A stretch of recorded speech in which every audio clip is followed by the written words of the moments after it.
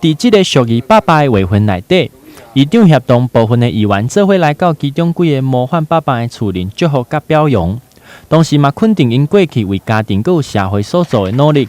住伫咧安南区的前议员吴兆安，曾经是第11届佮12届议员。前议员过去不止干那热心服务民众，同时嘛甲家己的养殖事业经营了真好。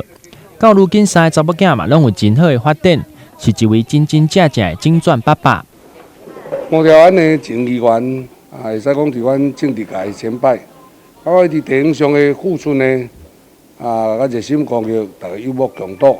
而且伊对厝邻的教育，甲着事实教导呢，会使讲是一个非常典范，值得咱家己肯定甲学乐的即个长者。所以今仔伊会当得到台南市认同来表扬的精转爸爸，是实至名归。我嘛感觉讲，食到即个7、80岁啊，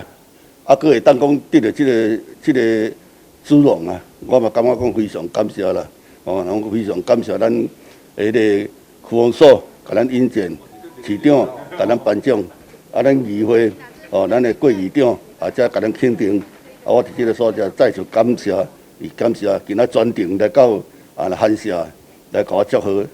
互我衷心非常的即个感恩，谢谢，感谢大家。刷落来镜头来到位伫咧七股区的勇者爸爸汪春龙，大囝是一位慢飞天使。汪爸爸翁某毋惊辛劳的一路陪着后生来求学成长，嘛伫咧96年的时阵成立溪北地区第一个服务心智障碍者的主攻心智关怀协会。除了耐心陪伫咧后生的身边以外，同时嘛帮助着有真侪需要帮助的家庭，互在场的议长佮议员因拢非常的敬佩。台南新闻林跟刘品言采访报道。